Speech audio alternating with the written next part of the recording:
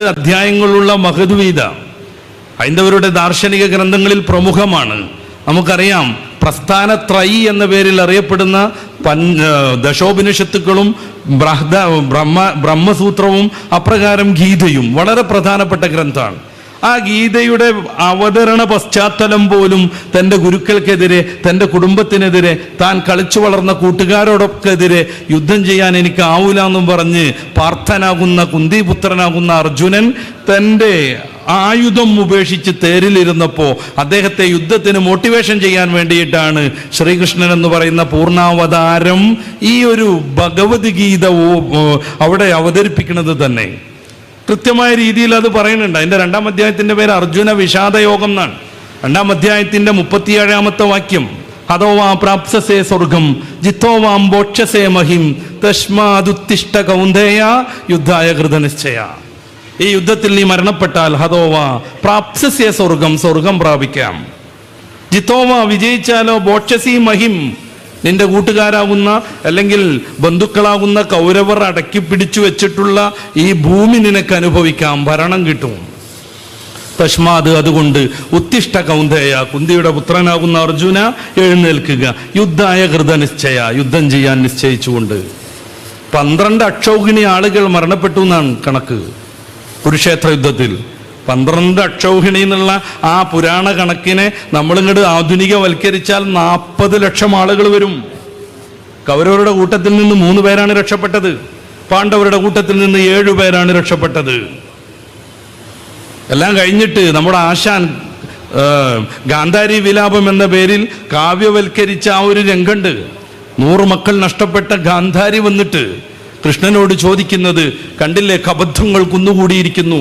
നമ്മുടെ എല്ലാവരുടെയും 3 തലമുറയുടെ ഗുരുവായിരുന്ന ഭീഷ്മരിത ശരശയ്യയിൽ കിടക്കുന്നു. എല്ലാവർക്കും യുദ്ധം വസ്ത്രം പഠിപ്പിച്ചു കൊടുത്ത പ്രിയപ്പെട്ട ദ്രോണാചാര്യരിത കിടക്കുന്നു. എൻ്റെ 100 മക്കൾ ഇതാ മരിച്ചു കിടക്കുന്നു. എൻ്റെ മകൾക്ക് ഞാൻ ഭർത്താവായി കരുതി വച്ചിരുന്ന അർജുനപുത്രനാകുന്ന അഭിമന്യു ഇതാ മരിച്ചു കിടക്കുന്നു. ഇതിനായിരുന്നു നിന്റെ അവതാരണം, ഇതിനായിരുന്നു നീ അവതരിച്ചത് എന്ന് ഗാന്ധാരി ചോദിക്കുന്നുണ്ട് ശ്രീകൃഷ്ണനോട്. 3 വർഷം മക്കയിൽ പാർത്തു. ആ സന്ദർഭങ്ങളിലൊക്കെ നിരന്തരമായി പീഡനങ്ങൾക്ക് അവിടുന്ന് വിധേയനായി.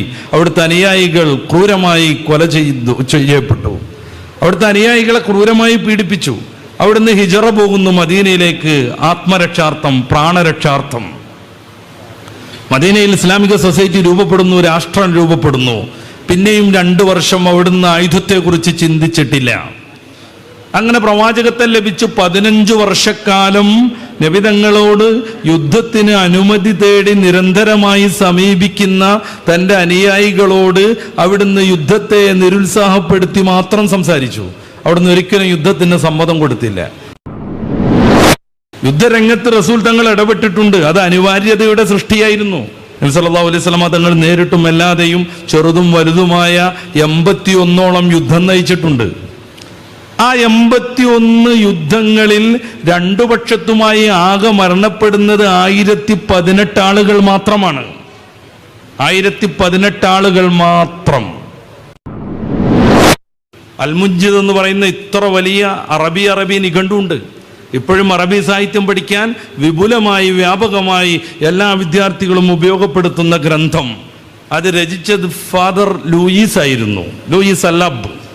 അദ്ദേഹത്തിന് അറബി ഭാഷയുടെ ഓരോ തന്തുക്കളെയും കുറിച്ച് കൃത്യമായി ബോധമുണ്ട്, വിവരമുണ്ട്. അതുകൊണ്ടാണ് വലിയ നിഘണ്ടു, അറബി നിഘണ്ടു അദ്ദേഹം രചിക്കുന്നത്.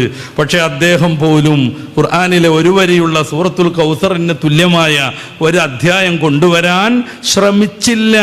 എന്തുകൊണ്ട് ശ്രമിച്ചില്ല? അവിടെയാണ് റസൂലിൻ്റെ നിരക്ഷരതയുടെ ഉജ്ജ്വലത നമ്മൾ മനസ്സിലാക്കുന്നത്. ചരിത്രത്തെ രാഷ്ട്രീയമായും മതപരമായും ഇത്രമേൽ സ്വാധീനിച്ച മറ്റൊരാളില്ല. അതുകൊണ്ടാണ് ഞാൻ വിശ്വസിക്കുന്ന യേശുക്രിസ്തുവിനേക്കാളും ലോകത്തെ സ്വാധീനിച്ച 100 ആളുകളെ കുറിച്ച് ഗ്രന്ഥം രചിച്ചപ്പോൾ 1-ാം സ്ഥാനം മുഹമ്മദ് റസൂലിന് കൊടുത്തത് എന്ന് പിന്നീട് മൈക്കൽ അച്ചാട്ട് പത്രസമ്മേളനം നടത്തി പറയുന്നുണ്ട്. എല്ലാ സൊസൈറ്റിയിലും യുദ്ധം നടന്നിട്ടുണ്ട്. അത് മാരകമായിരുന്നു, ബീഭത്സമായിരുന്നു. 2-ാം ലോക മഹായുദ്ധത്തെക്കുറിച്ച് നമുക്കറിയാം. സഖ്യകക്ഷികളുടെ കൂട്ടത്തിൽ 2,40,00,000 പട്ടാളക്കാരും 3,60,00,000 സാധാരണക്കാരും അടക്കം 6 കോടി ജനങ്ങളാണെന്ന് കൊല്ലപ്പെട്ടത്. അച്ചുതണ്ട് ശക്തികളുടെ കൂട്ടത്തിൽ നിന്ന് 5 കോടി ജനങ്ങൾ കൊല്ലപ്പെട്ടു.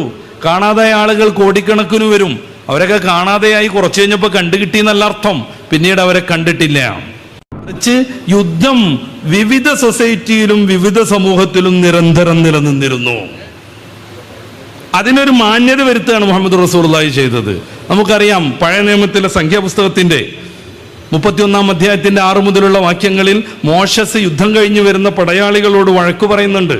നിങ്ങൾ എന്തിനാ സ്ത്രീകളൊക്കെ അവിടെ വെറുതെ വെച്ചു എന്നാണ്, അവരെ കൊല്ലണ്ടേന്നാണ് ചോദിക്കുന്നത്. അവസാനം അദ്ദേഹം ഒരു തീരുമാനം പറഞ്ഞു കൊടുക്കുന്നുണ്ട്. പുരുഷനെ അറിഞ്ഞ എല്ലാ സ്ത്രീകളെയും കൊന്നുകളയുക, പുരുഷനറിയാത്ത സ്ത്രീകളെ നിങ്ങൾക്ക് വേണ്ടി മാറ്റിവെക്കുക. എന്തുകൊണ്ട് കൃഷി നശിപ്പിച്ചില്ല? എന്തുകൊണ്ട് അവരുടെ മൃഗങ്ങളെ നശിപ്പിച്ചില്ല? വീട് ചുട്ട് ചാമ്പലാക്കിയില്ല? അവരുടെ സ്വത്ത് മൊത്തം കൊള്ളയടിച്ചില്ല എന്നൊക്കെ ചോദിക്കുന്നുണ്ട്.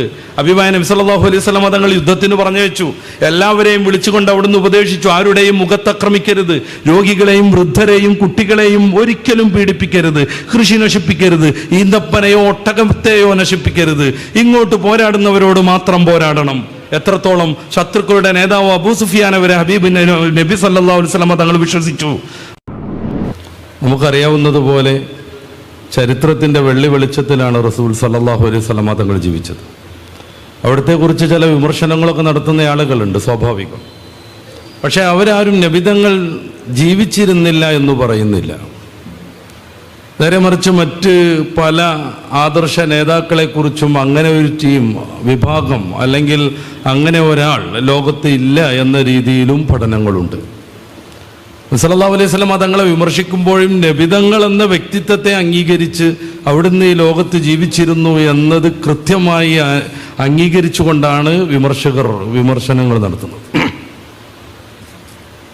സല്ലല്ലാഹു അലൈഹി വസല്ലം തങ്ങൾ ജീവിച്ചു പോയി എന്നതല്ല ഏറ്റവും പ്രധാനപ്പെട്ട സംഭവം. മറിച്ച് നബിതങ്ങളുടെ ജീവിതത്തിൻ്റെ ഓരോ തന്തുവും രേഖപ്പെടുത്തപ്പെട്ടു. അത് കാതോട് കാതോരം രേഖകളായി ഈ നാളിന്നുവരെയും കൈമാറ്റം ചെയ്യപ്പെടുകയും ചെയ്തു.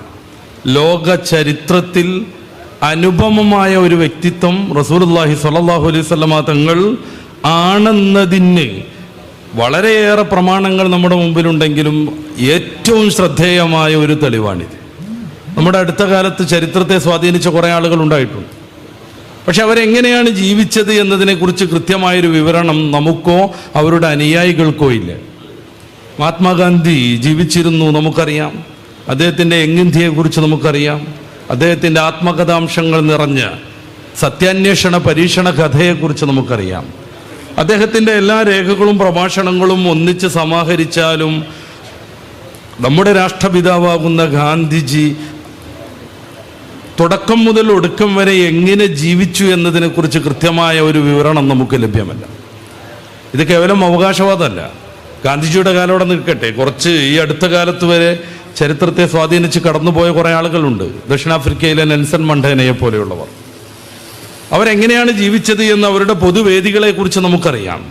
പക്ഷെ അവരുടെ വ്യക്തി ജീവിതവും ദാമ്പത്യ ജീവിതവും സ്വകാര്യ ജീവിതവും അവരുടെ ശുചീകരണവും അവരുടെ ഓരോ സ്വകാര്യമായ കാര്യങ്ങളും എങ്ങനെ സംഭവിച്ചു എന്നതിനെക്കുറിച്ച് ചരിത്രത്തിനൊരു ബോധമില്ല, അനുയായികൾക്കറിയില്ല. മഹാത്മാഗാന്ധി കേരളത്തിൽ വന്നിട്ടുണ്ട്, നിങ്ങളുടെ അടുത്തുവരെയും വന്നിട്ടുണ്ട്, ശ്രീനാരായണ ഗുരുവുമായി ചർച്ച നടത്തിയിട്ടുണ്ട്. അദ്ദേഹം എങ്ങനെയാണ് ട്രെയിനിൽ നിന്ന് ഇറങ്ങിയത് രേഖപ്പെടുത്തപ്പെട്ടിട്ടില്ല. മഹാനായ റസൂലുള്ളാഹി സ്വല്ലല്ലാഹു അലൈഹി വസല്ലം തങ്ങളുടെ കാര്യം എടുത്തു നോക്കുക. അവിടുന്ന് ഈ ലോകത്തേക്ക് ഭൂജാതരാകുന്നതിൻ്റെ മുന്നേ മുതൽ അവിടത്തെക്കുറിച്ച് കൃത്യമായ പ്രവചനങ്ങളുണ്ടായി, മതഗ്രന്ഥങ്ങളിലും അല്ലാതെയും. ദീർഘമായി പറയാൻ എൻ്റെ മുന്നിൽ അവസരമില്ല. സല്ലല്ലാഹു അലൈഹി വസല്ലം തങ്ങളാകുന്ന മഹാപ്രവാചകനെ കുറിച്ച് പ്രവചിക്കാത്ത ഒരു നബിയും മുമ്പ് കടന്നുപോയിട്ടില്ല. അത് നബി അലൈഹി സ്വലാത്തു വസ്സലാം തവസ്സുൽ നടത്തുന്നത് ഈ ഹബീബിനെ മുൻനിർത്തിയാണ്. നൂഹ് നബി അലൈഹി സ്വലാത്തു വസ്സലാം മുതൽ ഇബ്രാഹിം നബി അലൈഹി സ്വലാത്തു വസ്സലാം ഓരോ പ്രവാചകനും ഈ നബിയെക്കുറിച്ച് പറയുന്നു, പഠിപ്പിക്കുന്നു. ഇബ്രാഹിം നബി അലൈഹി സ്വലാത്തു വസ്സലാം പ്രിയപ്പെട്ട മകൻ ഇസ്മായിലിനെയും പ്രിയപ്പെട്ട ഭാര്യ ഹാജറിനെയും ആരോരുമില്ലാത്ത നിർജ്ജന ശൂന്യതയിൽ മക്കയിൽ കൊണ്ടുവന്ന് ഉപേക്ഷിച്ചതുപോലും ഈ പ്രവചനത്തിൻ്റെ പൂർത്തീകരണത്തിൻ്റെ ഭാഗമായിരുന്നു. കാരണം നബി സല്ലല്ലാഹു അലൈഹി വസല്ലമ തങ്ങൾ ഉയർത്തെഴുന്നേൽക്കേണ്ട ഭൂമിയെക്കുറിച്ച് തൗറാത്തിൽ പറയുന്നത് പാറാൻ എന്നാണ്. ആ പാറാൻ പ്രദേശം മക്കയാണ്. അതുകൊണ്ട് തന്നെ ആ ഒരു പ്രദേശത്തേക്ക് നബി സല്ലല്ലാഹു അലൈഹി വസല്ലമ തങ്ങളുടെ അടിസ്ഥാന പിതാവാകുന്ന ഇസ്മായിൽ അലൈഹിസ്സലാം എത്തിച്ചേരണം. നബിതങ്ങൾ മദീനയിലേക്ക് ഹിജറ പോകുന്ന സംഭവം നമുക്കറിയാം. അവിടുന്ന് മദീനയിലെത്തുമ്പോൾ തല അൽ ബദർ ചൊല്ലി എല്ലാ വിശ്വാസികളും കൂടി സ്വീകരിച്ച് ആനയിക്കുന്നു. ഓരോരുത്തരും സ്വാഭാവികമായും കൊതിച്ചു നബിതങ്ങൾ എൻ്റെ വീട്ടിൽ താമസിക്കണമെന്ന്. നബിതങ്ങൾ ഒട്ടകത്തിന് നിർദ്ദേശം കിട്ടിയിരിക്കുമെന്ന് അവരോട് പറയുന്നു. ഒട്ടകം നേരെ ചെന്ന് എവിടെയും തിരിയാതെ അബൂ അയ്യൂബുൽ അൻസാരി തങ്ങളുടെ വീടിന് മുന്നിൽ കിടക്കുന്നു. ആ വീട്ടിൽ നബിതങ്ങൾ 7 മാസത്തോളം താമസിക്കുന്നു. എൻ്റെ പ്രിയപ്പെട്ട സഹോദരന്മാരെ ആലോചിച്ച് നോക്കുക. അത് ആ കാലത്ത് നിർമ്മിക്കപ്പെട്ട വീടേ അല്ല, മറിച്ച് 7 നൂറ്റാണ്ടപ്പുറം ഇനി വരാനിരിക്കുന്ന മഹാപ്രവാചകന് വേണ്ടി അന്നത്തെ തുബ്ബായ് രാജാവ് നിർമ്മിച്ച വീടായിരുന്നു. ഈ ചരിത്രത്തിന്റെ കൃത്യമായ പൂർത്തീകരണത്തിന്റെ ഭാഗമായാണ് റസൂൽ സല്ലല്ലാഹു അലൈഹി വസല്ലം തങ്ങൾ കടന്നു വരുന്നത്. വിസ്തരിച്ചു പറയേണ്ടതാണ്, ഞാൻ സൂചന മാത്രം നൽകുന്നു. ആ നബിതങ്ങൾ ലോകത്തെ കടന്നു വന്ന അവസാന പ്രവാചകരാണെന്ന് 33-ാം അധ്യായം സൂറത്തുൽ അഹ്സാബിന്റെ 40-ാമത് വാക്യത്തിൽ പടച്ച റബ്ബ് കൃത്യമായി പറയുന്നു, ഖാത്തമുൻ നബിയ്യീൻ. അതുകൊണ്ട് നബിതങ്ങളുടെ ആദർശം, ദർശനം, അവിടുത്തെ ജീവിതം കൃത്യമായി രേഖയിലുണ്ടാവണം. ഒരു പൊടി പോലും അതിൽ നിന്ന് വിട്ടുപോയില്ല. നമ്മൾ ആലോചിച്ച് നോക്കുക, ഒരു മനുഷ്യന്റെ ജീവിതം, ദർശനം, വാക്ക്, പ്രവൃത്തി, അംഗീകാരം രേഖപ്പെടുത്താനും പഠിക്കാനും കൈമാറാനും വേണ്ടി വ്യത്യസ്തങ്ങളായ അതിബൃഹത്തായ നിരവധി വിജ്ഞാന ശാഖകൾ രൂപപ്പെടുക എന്നത് ഹബീബായ നബിതങ്ങളുടെ ചരിത്രത്തിൽ മാത്രമുള്ളതാണ്. ഹദീസ് വിജ്ഞാനം എന്ന് പറയുന്ന കേവലം ഒരു വിജ്ഞാനമല്ല, അതിൻ്റെ ഉപഘടകങ്ങളാകുന്ന ധാരാളം വിജ്ഞാന മേഖലകളുണ്ട്. മത്തിനെ കുറിച്ച് പഠനമുണ്ട്, സനദിനെ കുറിച്ച് പഠനമുണ്ട്. സനദിലുള്ളതായ ഓരോ കൈമാറ്റ ശൃംഖലയിലെയും വ്യക്തികളെ കുറിച്ചുള്ള അഅ്ലാമുർ റിജാൽ പോലെയുള്ള പഠനങ്ങളുണ്ട്. ഒരു വ്യക്തിയുടെ ജീവിതം, അദ്ദേഹത്തിൻ്റെ പ്രവൃത്തികൾ, വാക്കുകൾ, അംഗീകാരങ്ങൾ ഇത് രേഖപ്പെടുത്താനും കൈമാറാനും വേണ്ടി വ്യത്യസ്തങ്ങളായ ആയിരക്കണക്കിന് ഗ്രന്ഥങ്ങൾ, നൂറുകണക്കിന് വാള്യങ്ങളുള്ള ആയിരക്കണക്കിന് ഗ്രന്ഥങ്ങൾ രചിക്കപ്പെട്ടുവെങ്കിൽ അത് മാത്രമൊന്നുമല്ല, ഈ ഒരു വ്യക്തിയുടെ ജീവിതം കൈമാറി വരാൻ, അതിൻ്റെ ചരിത്രപരതയ്ക്ക്, അതിൻ്റെ കൃത്യതയ്ക്ക് വേണ്ടി 10,000-കണക്കിന് ആളുകളുടെ A to Z പഠിക്കപ്പെട്ടുവെങ്കിൽ, 1-2 ആളുകളല്ല, ഈ ഹദീസ് കൈമാറ്റ ശൃംഖലയിലെ ഓരോരുത്തരെയും കുറിച്ച് കൃത്യമായി അവരെന്ന് ജനിക്കുന്നു, അവരെവിടെ മരിക്കുന്നു, അവരുടെ വൈജ്ഞാനികമായ വ്യുൽപ്പത്തി എന്തൊക്കെയാണ്, അവരുടെ ബുദ്ധി വൈഭവം എന്താണ്, അവരെ ആരിൽ നിന്നാണ് പഠനം നടത്തുന്നത്, അവരുടെ സൂക്ഷ്മത എങ്ങനെയാണ്, അവരുടെ ജീവിതത്തിൻ്റെ നിലവാരം എങ്ങനെയാണ്, ധാർമ്മികത എങ്ങനെയാണ്, കൃത്യമായി ഒരു മനുഷ്യനെ എങ്ങനെയൊക്കെ പഠിക്കാൻ പറ്റുമോ അതെല്ലാം പഠിച്ച് 10,000-കണക്കിന് ആളുകളുടെ ചരിത്രം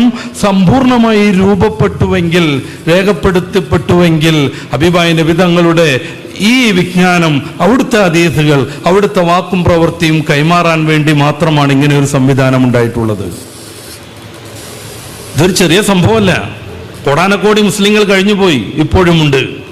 അവരോരോരുത്തരും ജീവിക്കുന്നത് അവരുടെ ഐഡിയോളജി അനുസരിച്ചല്ല, മറിച്ച് 14 നൂറ്റാണ്ട് മുമ്പ് കമ്മ്യൂണിക്കേഷൻ എക്യുപ്മെന്റ്സ് തീരെ വികസിക്കാത്ത കാലത്ത് മക്കയിൽ ജീവിച്ച മുഹമ്മദുർ റസൂൽ സല്ലല്ലാഹു അലൈഹി വസല്ലം അവിടുത്തെ ഐഡിയോളജി അനുസരിച്ച് അവർ ജീവിക്കുന്നു.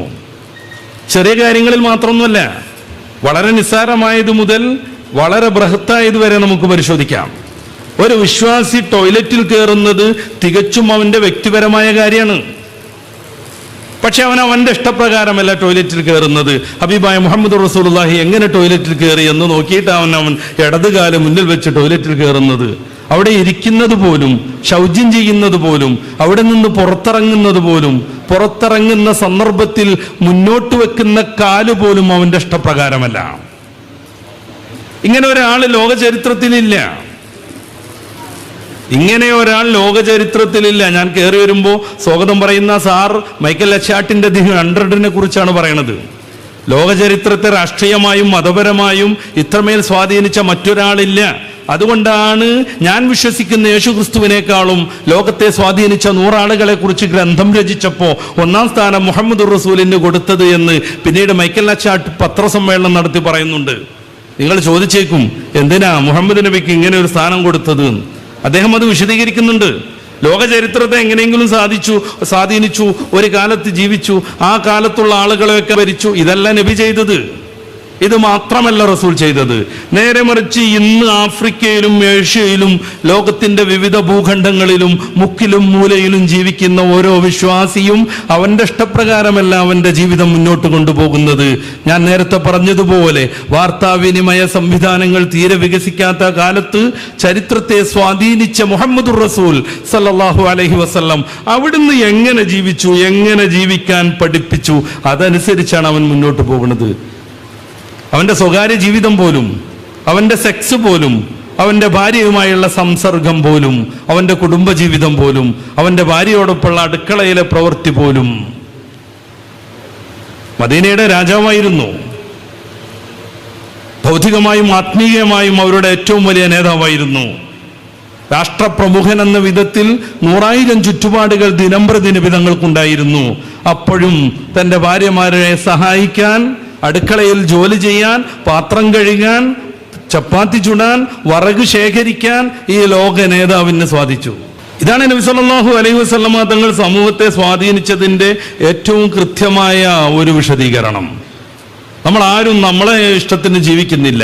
അവൻ്റെ ഭാര്യ, അവൻ്റെ റൂം, അവൻ്റെ വീട് തികച്ചും സുരക്ഷിതം.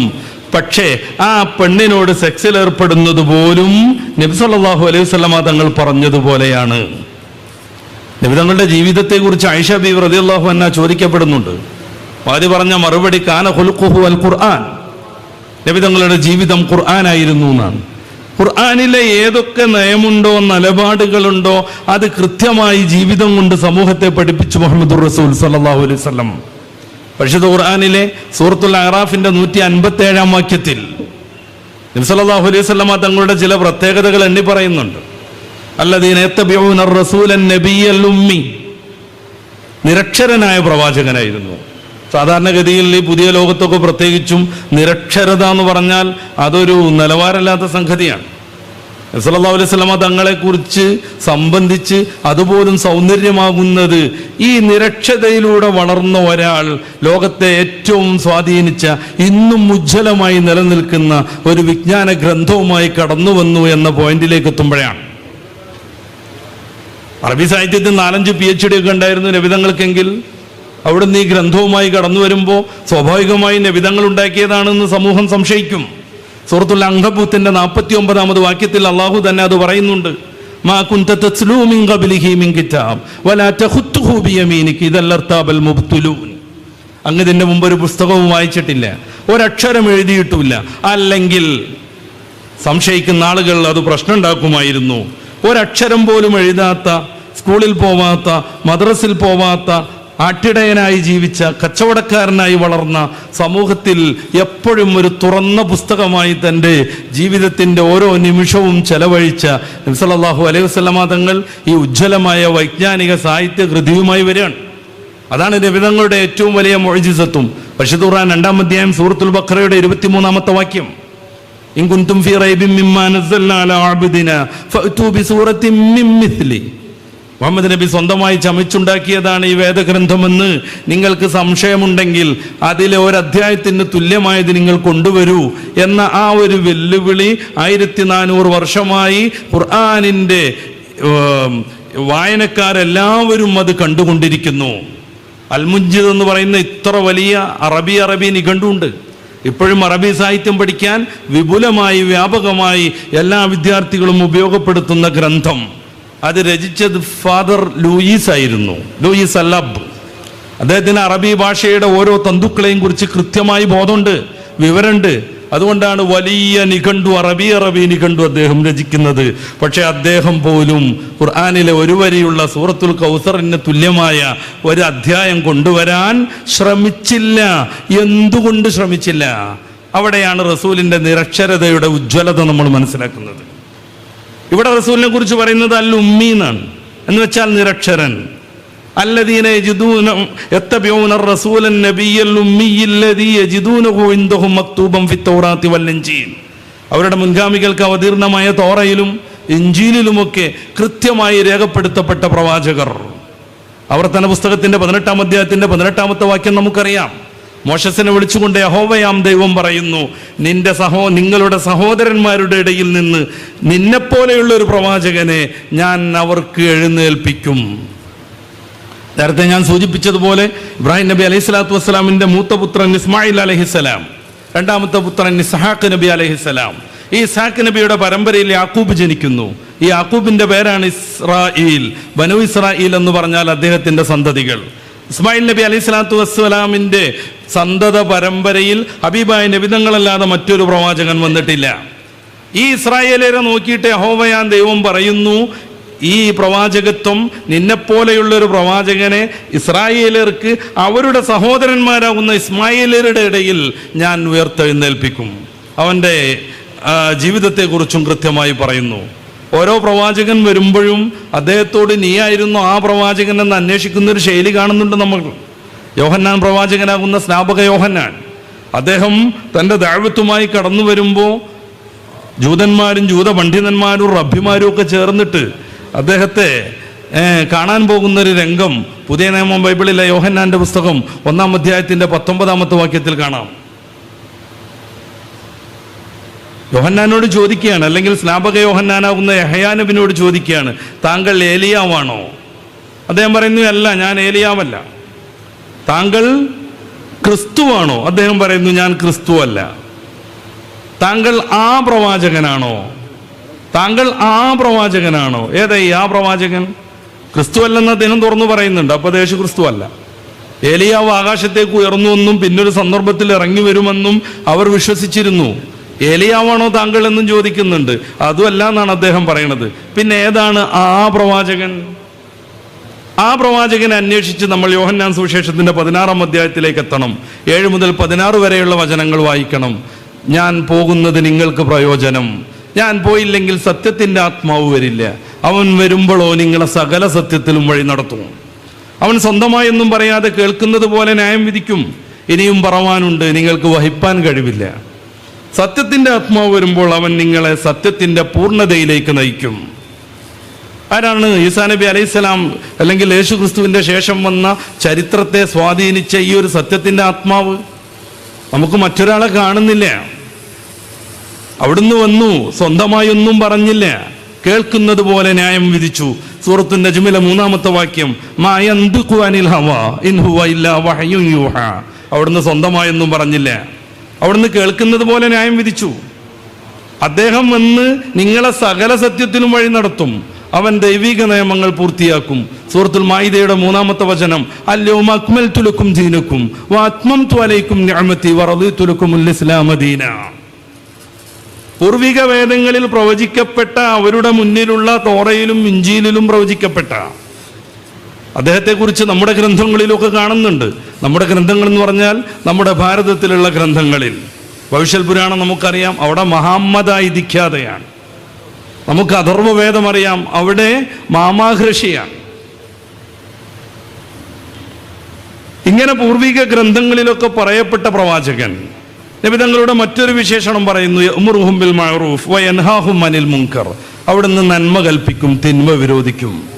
എൻ്റെ പ്രിയപ്പെട്ട സഹോദരന്മാരോട് ഓർമ്മപ്പെടുത്താനുണ്ട് എനിക്ക് ആ കാര്യം. ഇന്ന് സമൂഹത്തിൽ നിന്ന് എടുത്തു പോകുന്ന ഒരു പുണ്യകർമ്മമാണ് ഈ നന്മ കൽപ്പിക്കലും തിന്മ വിരോധിക്കലും. 4 കാലിൽ ആടിയാടി വരുന്ന മോനോട് പോലും ഇത് ചെയ്യരുതടാ എന്ന് പറയാൻ തൻ്റെ ഇടമില്ലാത്ത പിതാക്കൾ ഇന്ന് ഈ സമൂഹത്തിൻ്റെ ശാപമാണ്. അത് പറയാൻ എന്നെ അനുവദിക്കണം. നല്ല വേദികളിലൊക്കെ ജമാഅത്തിലൊക്കെ കൃത്യമായി പങ്കെടുക്കും വലിയ വലിയ കാരണവന്മാർ. പക്ഷെ അവരുടെ വീട്ടിലുള്ള മക്കൾ, പൗത്രന്മാർ, മക്കളുടെ മക്കൾ, ഇവരെയൊന്നും അത്തരം വേദികളിലേക്ക് കൊണ്ടുവരാനോ പിഴച്ച കൂട്ടുകെട്ടിൽ നിന്ന് രക്ഷപ്പെടുത്താനോ അവരുടെ വഴിതെറ്റിയ ജീവിതത്തെ തിരുത്താനോ ധൈര്യവും തൻ്റെ ഇടവുമില്ലാത്ത മാതാപിതാക്കൾ. കേരളത്തിലുള്ള മയക്കുമരുന്നിൻ്റെ ആധിക്യത്തെക്കുറിച്ചൊക്കെ നമ്മൾ എപ്പോഴും കേൾക്കുന്നതാണല്ലോ. 5 പഞ്ചസാരത്തരിയുടെ അത്ര വലുപ്പമുള്ള MDMAക്ക് 3000 രൂപയാണ് ഇന്ന് വില. അത് സാധാരണക്കാരൊക്കെ ഉപയോഗിക്കുന്നതിൽ നമുക്ക് വലിയ കൗതുകം പറയാനില്ല. നമ്മുടെ കേരളത്തിലെ പ്രമുഖമായൊരു മെഡിക്കൽ കോളേജിലെ 16 ഡോക്ടർമാർ അത് ഉപയോഗിക്കാറുണ്ടെന്ന് പിടിക്കപ്പെട്ട ഡോക്ടർ പോലീസിന് മുന്നിൽ കുറ്റസമ്മതം നടത്തിയത് നമുക്കറിയാൻ പറ്റും. ഇന്ന് നമ്മൾ പത്രങ്ങളിൽ വായിച്ചിട്ടുണ്ട്, 5 വർഷമായി ഒരു മെഡിക്കൽ കോളേജിൽ നിന്ന് സിസേറിയൻ നടത്തിയ സ്ത്രീക്ക് വയറുവേദന. അവസാനം ഈ 5 വർഷം പൂർത്തിയായിട്ട് ഒരാശുപത്രിയിൽ നിന്ന് സ്കാൻ ചെയ്തപ്പോൾ അവരുടെ വയറിനകത്ത് കത്രിക മറന്നു വെച്ചിട്ടുണ്ട് 5 വർഷം മുന്നേ മുതൽ. ഈ പിടിക്കപ്പെട്ട ഡോക്ടർ പോലീസിനോട് പറയുന്നുണ്ട്, ഞങ്ങൾക്ക് ഈ ആശുപത്രിയുടെ വിവിധങ്ങളായ സമ്മർദ്ദങ്ങൾ അതിജയിക്കാൻ ഈ MDMA ഒന്ന് ഉപയോഗിച്ചാൽ നല്ല സന്തോഷാവുന്നതാണ്. സല്ലല്ലാഹു അലൈഹി വസല്ലം തങ്ങളുടെ വിശേഷണമായി നന്മ കൽപ്പിക്കലും തിന്മ വിരോധിക്കലും ഖുർആനെ കുറിച്ച് പഠിപ്പിച്ചു. ഹൗസ് ഖസറജ് എന്ന് പറയുന്ന 2 വിഭാഗം ജനങ്ങൾ മദീനയിൽ സ്ഥിരം പോരാളികളായിരുന്നു, യുദ്ധക്കൊതിയന്മാരായിരുന്നു. 100 വർഷമൊക്കെ നീണ്ടുനിന്ന യുദ്ധം അവർ നടത്തിയിട്ടുണ്ട്. തലമുറകൾ മാറി മാറി കൈകാര്യം ചെയ്യുന്ന യുദ്ധം. പിൽക്കാലത്ത് യുദ്ധം ചെയ്യുന്ന ആൾക്ക് അറിയില്ല എന്തൊരു കാര്യത്തിന് വേണ്ടിയാണ് ഈ യുദ്ധം തുടങ്ങിയത് എന്ന്. പക്ഷെ അദ്ദേഹം ഗോത്രത്തിന്റെ അഭിജാത്യം സംരക്ഷിക്കാൻ ആ യുദ്ധത്തിൽ പങ്കെടുത്തുകൊണ്ടേയിരിക്കും. ആ ഒരു വിഭാഗത്തെ ഒരുമിച്ചിരുത്തുകയും ഐക്യത്തിന്റെയും സ്നേഹത്തിന്റെയും വാക്താക്കളാക്കുകയുമാണ് മദീനയിലെത്തിയിട്ട് റസൂൽ ചെയ്ത ഏറ്റവും ഒന്നാമത്തെ രാഷ്ട്രീയ പ്രവർത്തനം. വിശുദ്ധ ഖുർആൻ സൂറത്ത് ആൽ ഇംറാന്റെ 103-ാമത്തെ വാക്യത്തിൽ വഅ്തസിമൂ ബിഹബ്ലില്ലാഹി ജമീഅൻ വലാ തഫറഖൂ, ഭിന്നിക്കരുത്, ഐക്യത്തിൽ നിൽക്കണമെന്ന് അവിടുന്ന് ഉപദേശിച്ചു. കുൻതും അലാ ശഫാ ഹുഫറത്തിൻ മിനൻ നാരി ഫഅൻഖദകും മിൻഹാ, ഭിന്നിച്ച് നിങ്ങളൊക്കെ നരകത്തിന്റെ കുഴിയുടെ വക്കത്തെത്തിയിരുന്നു, അവിടെ നിന്ന് ഞാൻ നിങ്ങളെ രക്ഷപ്പെടുത്തി. സല്ലല്ലാഹു അലൈഹി വസല്ലം തങ്ങൾ ചെയ്ത ഏറ്റവും വലിയൊരു സ്നേഹത്തിന്റെ പ്രകീർത്തനമായിരുന്നു ഇത്. നബി തങ്ങൾ സ്നേഹമാണ് പഠിപ്പിച്ചത്. അത് മനുഷ്യരോട് മാത്രമല്ല, മൃഗങ്ങളോടും പക്ഷികളോടും പറവകളോടും എല്ലാ ജീവജാലങ്ങളോടും യുദ്ധം നബി സല്ലല്ലാഹു അലൈഹി വസല്ലം തങ്ങൾ നടത്തിയിട്ടുണ്ട്. പൊതുവെ നബിതങ്ങളെ വത്സിക്കാൻ വേണ്ടി ഏറ്റവും കൂടുതൽ വിമർശകർ ഉപയോഗപ്പെടുത്തുന്നതാണ് ഈ ഒരു യുദ്ധം എന്ന് പറയുന്ന സംഗതി. ഞാനത് വിസ്തരിച്ച് പറയല്ല, എൻ്റെ സമയം പരിമിതമായിക്കൊണ്ടിരിക്കുന്നു. നമുക്ക് ഏറ്റവും നല്ലത് അതേക്കുറിച്ച് പഠിക്കാൻ ഓറിയന്റലിസ്റ്റ് പണ്ഡിതനാകുന്ന പണ്ഡിതന്മാരിൽപ്പെട്ട പല ആളുകളും രചിച്ച ഗ്രന്ഥങ്ങളുണ്ട്. പ്രത്യേകിച്ച് തോമസിനെ പോലെയുള്ള ആളുകൾ, the preaching of Islam, Thomas Arnold. അദ്ദേഹം എങ്ങനെയാണ് ഇസ്ലാമിന്റെ പ്രബോധനമെന്ന് കൃത്യമായി വരച്ചു കാണിക്കുന്നുണ്ട്. സല്ലല്ലാഹു അലൈഹി വസല്ലം തങ്ങൾ 23 വർഷമാണ് പ്രവാചകത്വത്തിനു ശേഷം ജീവിച്ചത്. 13 വർഷം മക്കയിൽ പാർത്തു. ആ സന്ദർഭങ്ങളിലൊക്കെ നിരന്തരമായി പീഡനങ്ങൾക്ക് അവിടുന്ന് വിധേയനായി. അവിടുത്തെ അനുയായികൾ ക്രൂരമായി കൊല ചെയ്യപ്പെട്ടു. അവിടുത്തെ അനുയായികളെ ക്രൂരമായി പീഡിപ്പിച്ചു. അവിടുന്ന് ഹിജറ പോകുന്നു മദീനയിലേക്ക്, ആത്മരക്ഷാർത്ഥം, പ്രാണരക്ഷാർത്ഥം. മദീനയിൽ ഇസ്ലാമിക സൊസൈറ്റി രൂപപ്പെടുന്നു, രാഷ്ട്രം രൂപപ്പെടുന്നു. പിന്നെയും 2 വർഷം അവിടുന്ന് ആയുധത്തെക്കുറിച്ച് ചിന്തിച്ചിട്ടില്ല. അങ്ങനെ പ്രവാചകത്തെ ലഭിച്ചു 15 വർഷക്കാലം നബിതങ്ങളോട് യുദ്ധത്തിന് അനുമതി തേടി നിരന്തരമായി സമീപിക്കുന്ന തൻ്റെ അനുയായികളോട് അവിടുന്ന് യുദ്ധത്തെ നിരുത്സാഹപ്പെടുത്തി മാത്രം സംസാരിച്ചു. അവിടുന്ന് ഒരിക്കലും യുദ്ധത്തിന് സമ്മതം കൊടുത്തില്ല. അവസാനം സൂറത്തുൽ ഹജ്ജിന്റെ 39-ാമത് വാക്യം, നിരന്തരമായി അക്രമത്തിന് വിധേയരാകുന്ന ആളുകൾക്ക് യുദ്ധത്തിനുള്ള അനുമതി ലഭിച്ചിരിക്കുന്നു എന്നുള്ള വാക്യം ഇറങ്ങാൻ. അതിനുശേഷമാണ് ബദർ സംഭവിക്കുന്നത്, ഉഹുദ് സംഭവിക്കുന്നത്. നബി സല്ലല്ലാഹു അലൈഹി വസല്ലം തങ്ങൾ നേരിട്ടും അല്ലാതെയും ചെറുതും വലുതുമായ 81ഓളം യുദ്ധം നയിച്ചിട്ടുണ്ട്. ആ 81 യുദ്ധങ്ങളിൽ 2 പക്ഷത്തുമായി ആകെ മരണപ്പെടുന്നത് 1018 ആളുകൾ മാത്രമാണ്. 1018 ആളുകൾ മാത്രം. അനിവാര്യമായ ഘട്ടങ്ങളിൽ രാഷ്ട്രം സംരക്ഷിക്കാൻ വേണ്ടി, അനുയായികളെ സംരക്ഷിക്കാൻ വേണ്ടി ഹബീബായ നബിതങ്ങൾ വാളെടുത്തതിനെ പെരുപ്പിച്ച് കാണിച്ച് യുദ്ധക്കൊതിയനായിരുന്നു എന്നൊക്കെ പറഞ്ഞ് ജില്ലൻഡ് പോസ്റ്റ് പോലെയുള്ള മുൻ പത്രങ്ങളിലൊക്കെ വന്ന കാർട്ടൂണുകളും വിമർശനങ്ങളും യുവാക്കൾ മറക്കരുത്. സ്നേഹത്തെക്കുറിച്ച് വാചാലരായ, നിരന്തരമായി കൽപ്പിച്ച നബിതങ്ങൾ തന്നെയാണ് ഇவ்விதം വത്സിക്കപ്പെടുന്നത്. അത് ചരിത്രത്തിന്റെ ഒരു ആവർത്തന. ദൈവത്തെക്കുറിച്ച് പറയാത്ത ശ്രീബുദ്ധൻ പിന്നീട് ദൈവമായി മാറി. ദൈവത്തെക്കുറിച്ച് ഒരിക്കലും പറയാത്ത പലരും ദൈവങ്ങളായി മാറി. താൻ ദൈവമല്ലെന്നും ഏകസത്യ ദൈവമാകുന്ന അള്ളാഹുവിനെ, യഹോവയെ മാത്രം ആരാധിക്കണമെന്നും നിരന്തരമായി പറഞ്ഞ ഈസാ നബി അലൈഹിസ്സലാം പിന്നീട് ദൈവനിരയിൽ ആളത്വമായി മാറി. യുദ്ധരംഗത്ത് റസൂൽ തങ്ങൾ ഇടപെട്ടിട്ടുണ്ട്. അത് അനിവാര്യതയുടെ സൃഷ്ടിയായിരുന്നു. അല്ലെങ്കിൽ യുദ്ധം എന്ന് പറഞ്ഞാൽ അത്ര ഒരു വിമർശിക്കാൻ അർഹതയുള്ള ആരും ലോകത്ത് എവിടെയും ജീവിച്ചിരിക്കുന്നില്ല. കാരണം എല്ലാ സൊസൈറ്റിയിലും യുദ്ധം നടന്നിട്ടുണ്ട്. എല്ലാ സൊസൈറ്റിയിലും യുദ്ധം നടന്നിട്ടുണ്ട്. അത് മാരകമായിരുന്നു, ബീഭത്സമായിരുന്നു. 2ാം ലോക മഹായുദ്ധത്തെക്കുറിച്ച് നമുക്കറിയാം. സഖ്യകക്ഷികളുടെ കൂട്ടത്തിൽ 2,40,00,000 പട്ടാളക്കാരും 3,60,00,000 സാധാരണക്കാരും അടക്കം 6 കോടി ജനങ്ങളാണ് അന്ന് കൊല്ലപ്പെട്ടത്. അച്ചുതണ്ട് ശക്തികളുടെ കൂട്ടത്തിൽ നിന്ന് 5 കോടി ജനങ്ങൾ കൊല്ലപ്പെട്ടു. കാണാതായ ആളുകൾ കോടിക്കണക്കിന് വരും. അവരൊക്കെ കാണാതെയായി കുറച്ചു കഴിഞ്ഞപ്പോൾ കണ്ടുകിട്ടി എന്നല്ല അർത്ഥം. പിന്നീട് അവരെ കണ്ടിട്ടില്ല. എത്ര യുദ്ധങ്ങൾ ലോകത്ത് നടന്നു. യുദ്ധത്തെ പ്രോത്സാഹിപ്പിച്ചുകൊണ്ട് വിവിധങ്ങളായ നമ്മുടെ ഭാരതീയ ദർശനങ്ങളിലൊക്കെ നമുക്ക് കാണാൻ പറ്റും. ഏറ്റവും പ്രധാനപ്പെട്ട വേദമാകുന്ന ഋഗ്വേദത്തിന്റെ 10-ാം മണ്ഡലത്തിൽ നിരന്തരമായി യുദ്ധത്തെക്കുറിച്ച് പറയുന്നു. മഹാഭാരതത്തിലെ ഭീഷ്മപർവത്തിൽ ഉൾക്കൊള്ളുന്ന 18 അധ്യായങ്ങളുള്ള മഹദ്ഗീത ഹൈന്ദവരുടെ ദാർശനിക ഗ്രന്ഥങ്ങളിൽ പ്രമുഖമാണ്. നമുക്കറിയാം, പ്രസ്ഥാനത്രയി എന്ന പേരിൽ അറിയപ്പെടുന്ന ദശോപനിഷത്തുക്കളും ബ്രഹ്മസൂത്രവും അപ്രകാരം ഗീതയും വളരെ പ്രധാനപ്പെട്ട ഗ്രന്ഥമാണ്. ആ ഗീതയുടെ അവതരണ പശ്ചാത്തലം പോലും തൻ്റെ ഗുരുക്കൾക്കെതിരെ, തൻ്റെ കുടുംബത്തിനെതിരെ, താൻ കളിച്ചു വളർന്ന കൂട്ടുകാരോടൊക്കെതിരെ യുദ്ധം ചെയ്യാൻ എനിക്ക് ആവൂല എന്നും പറഞ്ഞ് പാർത്ഥനാകുന്ന കുന്തിപുത്രനാകുന്ന അർജുനൻ തൻ്റെ ആയുധം ഉപേക്ഷിച്ച് തേരിലിരുന്നപ്പോൾ അദ്ദേഹത്തെ യുദ്ധത്തിന് മോട്ടിവേഷൻ ചെയ്യാൻ വേണ്ടിയിട്ടാണ് ശ്രീകൃഷ്ണൻ എന്ന് പറയുന്ന പൂർണ്ണാവതാരം ഈ ഒരു ഭഗവത്ഗീത അവിടെ അവതരിപ്പിക്കുന്നത് തന്നെ. കൃത്യമായ രീതിയിൽ അത് പറയുന്നുണ്ട്. അതിന്റെ 2-ാം അധ്യായത്തിന്റെ പേര് അർജുന വിഷാദയോഗം എന്നാണ്. 2-ാം അധ്യായത്തിന്റെ 37-ാമത്തെ വാക്യം, ഹതോവാ പ്രാപ്സസേ സ്വർഗം ജിത്തോവാം ബോക്ഷസേ മഹിം തസ്മാദുത്തിഷ്ഠ കൗന്ദേയ യുദ്ധായ കൃതനിശ്ചയ. ഈ യുദ്ധത്തിൽ നീ മരണപ്പെട്ടാൽ ഹതോവാ പ്രാപ്സസേ സ്വർഗം, സ്വർഗം പ്രാപിക്കാം. ജിത്തോവാ വിജയിച്ചാലോ ബോക്ഷസി മഹിം, നിന്റെ കൂട്ടുകാരാകുന്ന അല്ലെങ്കിൽ ബന്ധുക്കളാകുന്ന കൗരവർ അടക്കി പിടിച്ചു വെച്ചിട്ടുള്ള ഈ ഭൂമി നിനക്ക് അനുഭവിക്കാം, ഭരണം കിട്ടും. തസ്മാത്, അതുകൊണ്ട് ഉത്തിഷ്ഠ കൗന്ദേയ, കുന്തിയുടെ പുത്രനാകുന്ന അർജുന എഴുന്നേൽക്കുക, യുദ്ധായ കൃതനിശ്ചയ, യുദ്ധം ചെയ്യാൻ നിശ്ചയിച്ചുകൊണ്ട്. 12 അക്ഷൗഹിണി ആളുകൾ മരണപ്പെട്ടു എന്നാണ് കണക്ക്. കുരുക്ഷേത്ര യുദ്ധത്തിൽ 12 അക്ഷൗഹിണി എന്നുള്ള ആ പുരാണ കണക്കിനെ നമ്മളിങ്ങോട്ട് ആധുനികവൽക്കരിച്ചാൽ 40 ലക്ഷം ആളുകൾ വരും. കൗരവരുടെ കൂട്ടത്തിൽ നിന്ന് 3 പേരാണ് രക്ഷപ്പെട്ടത്. പാണ്ഡവരുടെ കൂട്ടത്തിൽ നിന്ന് 7 പേരാണ് രക്ഷപ്പെട്ടത്. എല്ലാം കഴിഞ്ഞിട്ട് നമ്മുടെ ആശാൻ ഗാന്ധാരി വിലാപം എന്ന പേരിൽ കാവ്യവൽക്കരിച്ച ആ ഒരു രംഗണ്ട്.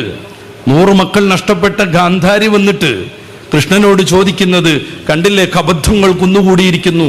നമ്മുടെ എല്ലാവരുടെയും 3 തലമുറയുടെ ഗുരുവായിരുന്ന ഭീഷ്മരിത ശരശയ്യയിൽ കിടക്കുന്നു.